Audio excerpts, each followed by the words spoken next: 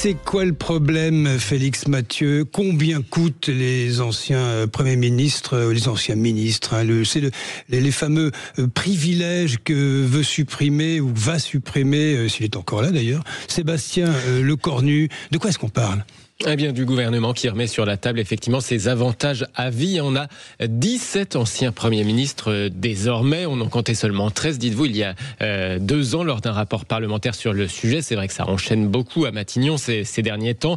Sébastien Lecornu donc entend supprimer leurs avantages à vie comme les chauffeurs, les secrétaires, la protection policière. Désormais, tout ça, c'est limité dans le temps, ces avantages à vie qui avaient été en fait déjà rabotés en 2019. Mais le coup de rabot n'était pas rétroactif, il n'était valable que pour les futurs anciens premiers ministres. Il y a 2 ans, donc, ce rapport parlementaire a établi l'addition, si vous voulez, des coûts de personnel de chaque ancien premier ministre.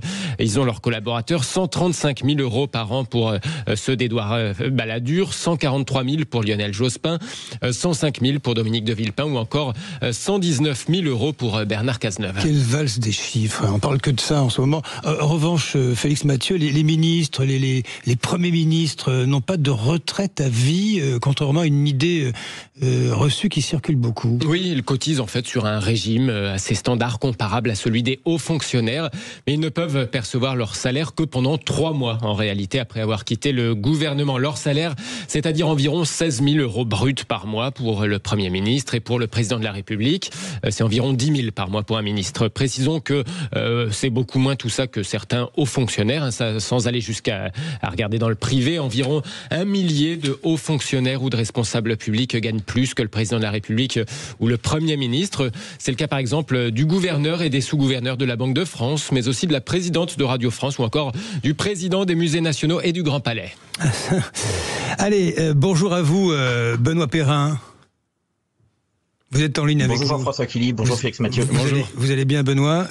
Vous êtes à la tête des contribuables associés et c'est Félix Mathieu qui vous pose la première question. On parle d'1,58 million en euros pour les dépenses de secrétariat, 1,6 million quoi, pour les dépenses de secrétariat des anciens premiers ministres, 2,8 millions pour la protection policière. Est-ce que ce coup de rabot, c'est pas symbolique, un petit peu un coup de com' aussi à l'échelle des milliards recherchés par l'État, une symbolique importante peut-être, vous allez me dire?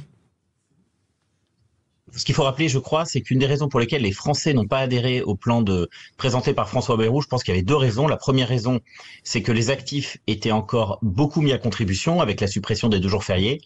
Et la deuxième raison, c'est qu'il n'y avait pas de mesure symbolique, justement.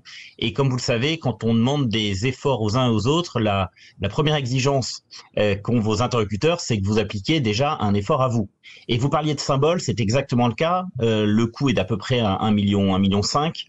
Et les déficits français sont de, tenez-vous bien, 180 milliards. Donc c'est vraiment une goutte d'eau. Mais malgré tout, pour réussir à acquérir l'adhésion des Français, je pense qu'effectivement, nos gouvernants doivent montrer l'exemple. Là-dessus, Benoît Perrin, si on dépasse les frais de fonctionnement, ces avantages à vie évoqués par Sébastien Lecornu, des anciens premiers ministres, des anciens ministres, etc., si on prend ne serait-ce que le coût de fonctionnement plus globalement de tout l'Élysée, Matignon, le Parlement, les ministères, etc., je crois que le ratio est dérisoire, même si on va jusque-là. Là, on ne parle pas de privilèges à vie, on parle de frais de fonctionnement de la démocratie. C'est du 0,2-0,5% sur les dépenses de l'État. Pourquoi est-ce que nous nous attachons autant, alors revenons sur les anciens privilèges à vie, pourquoi est-ce que nous nous attachons autant à des frais qui sont finalement infinitésimaux par rapport, et vous l'avez souligné à l'instant, Benoît, du problème que nous rencontrons? Je crois qu'une des raisons très simples, c'est que on est tous Français contribuables. On nous demande de faire des efforts. Ça fait des années et des années que les Français vivent mal, et notamment vivent mal de leur travail. Et le devoir d'exemplarité me semble être un devoir évident. Et quand vous voyez un certain nombre d'élus, certains diraient certaines élites, qui effectivement continuent aux yeux de beaucoup à se nourrir sur la bête, même si encore une fois, ce ne sont pas des sommes très importantes. Les anciens présidents de la République, par exemple, ça coûte, parce qu'eux aussi ont des droits, ça coûte aux contribuables à peu près 4 millions par an, et ils ne sont que 2. Les premiers ministres, pour l'instant, vous l'avez dit, ils sont une grosse dizaine, ça coûte environ, entre les frais de fonctionnement et la protection policière, on est à peu près à 4 millions aussi. Donc vous voyez, c'est peu, mais dans une période extrêmement difficile où on sait qu'on va tous devoir faire des efforts encore, eh bien, ça me semble tout à fait logique en fait que nos élites justement fassent des efforts et puis emportent encore une fois le consentement, parce que il n'y a pas de réforme possible en France sans le consentement des Français, et du coup il faut essayer de répartir l'effort sur absolument tout le monde, c'est-à-dire du président de la République jusqu'aux modestes salariés. Tout le monde doit faire des efforts. Benoît Périn, est-ce que vous estimez, après ces mesures, que la situation de nos anciens premiers ministres est désormais satisfaisante, hein? Donc, on le rappelle, le secrétariat, la protection policière, le chauffeur, la voiture, c'est désormais limité à quelques années après le départ de Matignon. Alors, ce qu'il faut rappeler, effectivement, c'est les droits des premiers ministres. Il y en avait 4. Hein. La première, c'était une indemnité pendant 3 mois, une espèce d'indemnité de 3 mois, de salaire, sauf s'ils reprenaient une activité avant. Deuxième avantage, c'était donc d'avoir un secrétaire particulier pendant 10 ans jusqu'à ce qu'ils aient 67 ans. Troisième avantage, qui celui-ci était à vie, vous l'avez dit, c'est une voiture de fonction. Et quatrième avantage, qui lui aussi est à vie, c'était une protection policière. Et le nouveau Premier ministre veut revenir justement sur les 2 derniers avantages, qui sont donc des avantages à vie, c'est-à-dire mettre en fait une protection policière seulement pour une durée définie et renouvelable en fait selon la réalité du risque, et puis 2, mettre fin à l'histoire de la voiture de fonction. Oui, ça me semble être une bonne idée. Ce que j'aurais aussi fait, c'était caper en quelque sorte justement les coûts des secrétaires particuliers en termes de salaire, pour pas qu'on arrive à des montants exorbitants. Pour vous donner une idée, les 2 premiers premiers ministres qui dépensent le plus, c'est Dominique de Villepin, vraiment tout compris, hein, c'est-à-dire indemnité, secrétariat particulier, véhicule de fonction.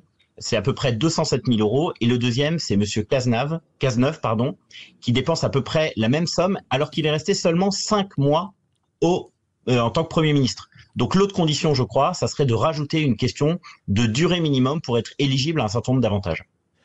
Comment ça se fait que tous les anciens premiers ministres n'aient pas les mêmes coûts salariaux en termes de collaborateurs? Ça veut dire qu'il n'y a pas une rémunération fixe qui correspond au statut de collaborateur d'ancien Premier ministre?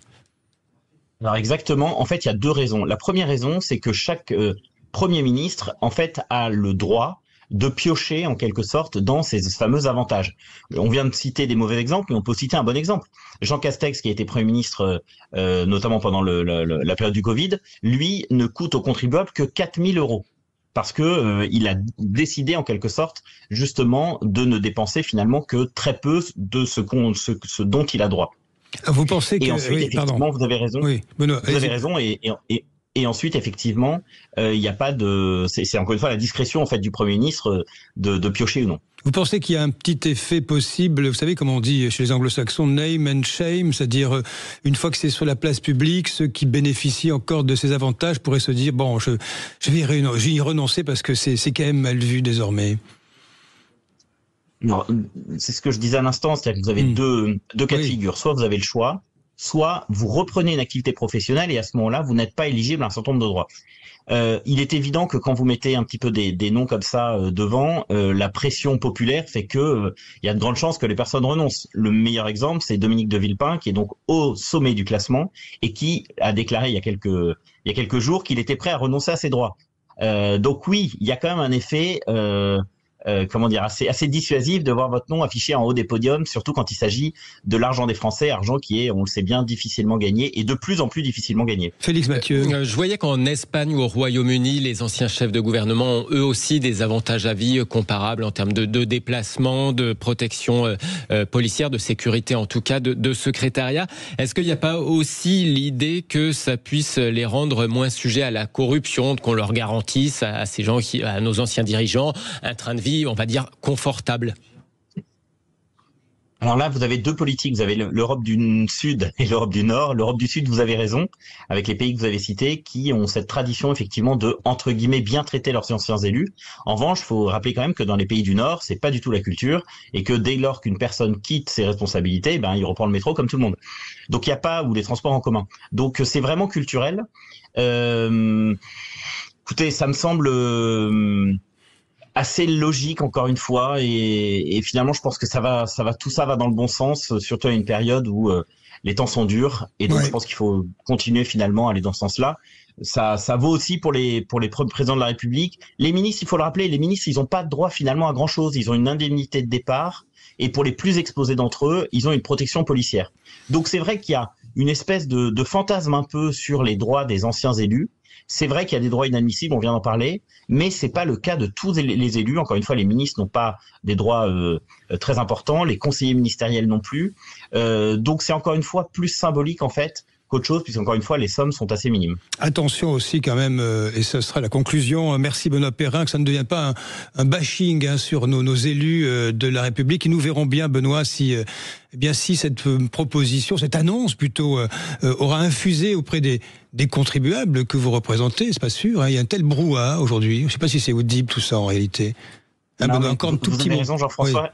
Et vous avez totalement raison, et je pense qu'il faut aussi qu'on fasse attention, parce qu'on voit tous quand même que globalement le niveau de nos responsables politiques a quand même baissé ces dernières années, et je crois que justement pour ne pas attirer les plus mauvais, il faut qu'on réussisse justement à rendre un certain nombre de fonctions assez attrayantes, y compris pour des gens qui ont travaillé dans le privé. Merci Benoît Périn, directeur des contribuables associés. Merci à vous Félix Mathieu, excellent sujet, hein, comme tous les matins d'ailleurs. Allez, la vérité en face, 0826 300 300 à suivre notre débat sur cette pétition sur l'immigration lancée par Philippe de Villiers. Êtes-vous pour, êtes-vous contre, mais au juste, quelle serait la question posée? À tout de suite sur